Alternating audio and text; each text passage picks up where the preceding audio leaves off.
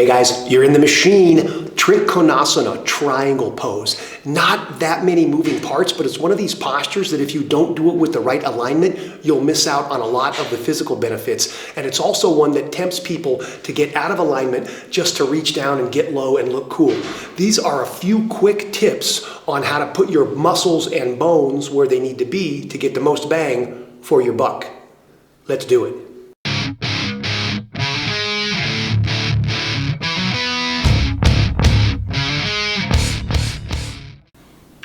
Triangle. Still don't know how it got its name. Not the hardest pose in the world, but if you don't set it up right, you're not going to get the stretch that we're looking for.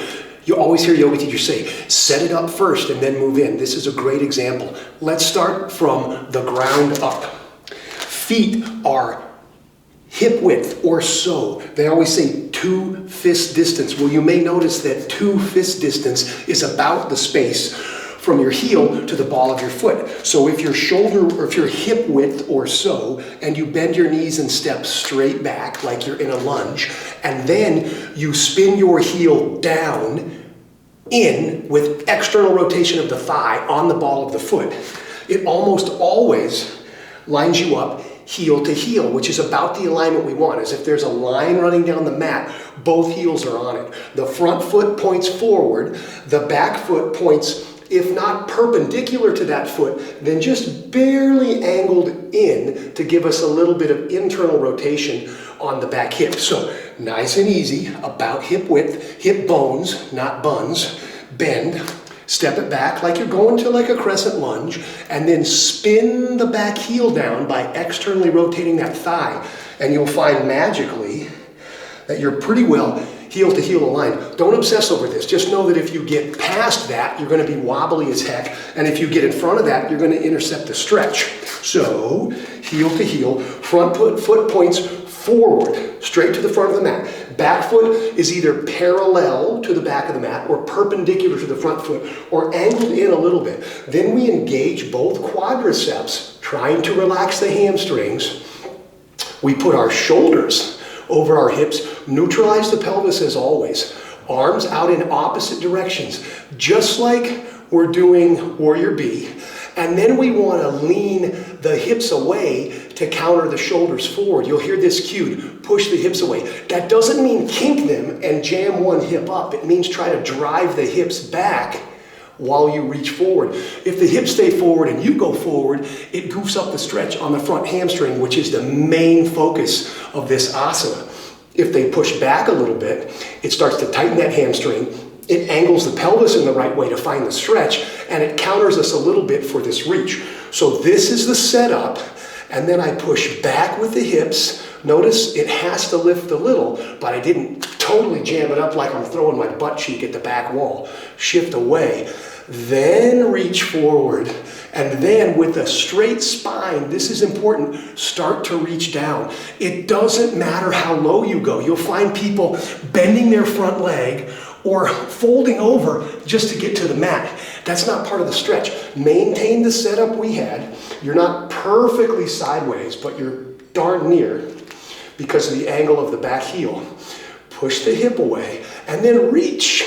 Reach like you're almost side bending to the rear. That'll even out as you reach down for whatever your target is. It might just be the thigh. Try not to press the knee. A lot of people just do the shin. Ashtanga style, you may grab the big toe. But as you reach, keep reaching forward, pushing this hip back. It will go up, but we're not aiming up. Other arm is exactly in opposite direction of the front arm. Find your grip, whatever that is.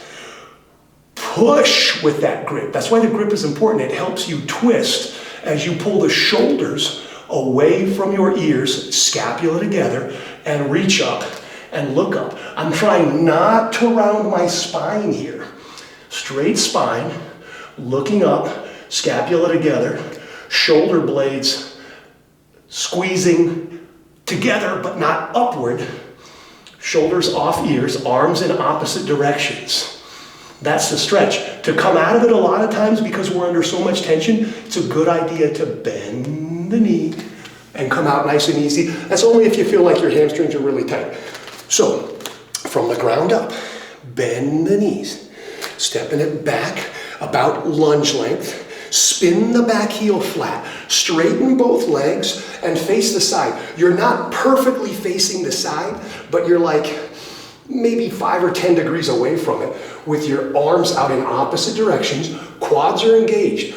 We're gonna push back with the rear hip, not up. Up will happen on accident, but we're aiming back first. Then forward with the front hand, and then trying to stay at this sideways position.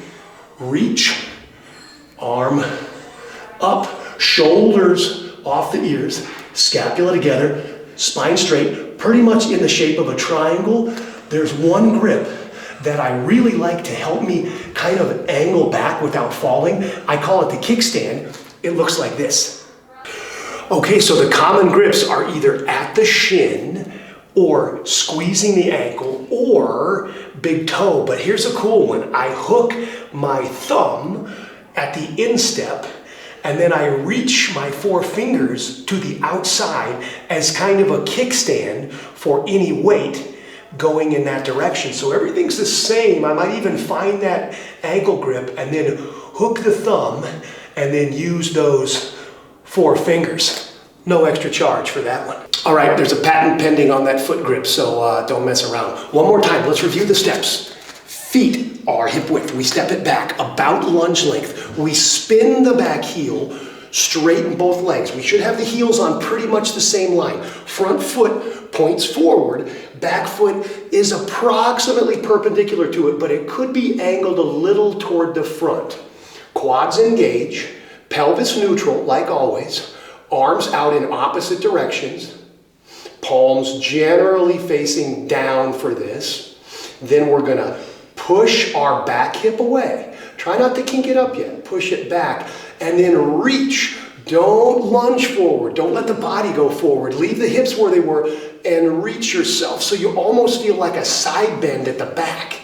And then keep reaching, trying to keep the spine straight. You may adjust the feet a little bit as you go.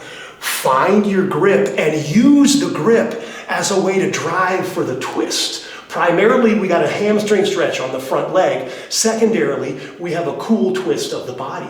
Also, sometimes on this twist, your hips are gonna wanna chase it. If that happens, drive them back to the open side. In this case, I'm driving them to the right as I push, shoulders off of ears, scapula together, looking up, reaching up, triangle pose. You can do it. Don't forget to like and subscribe and hit the little bell. Namaste. But the whole point of the machine is to relieve you of that suffering.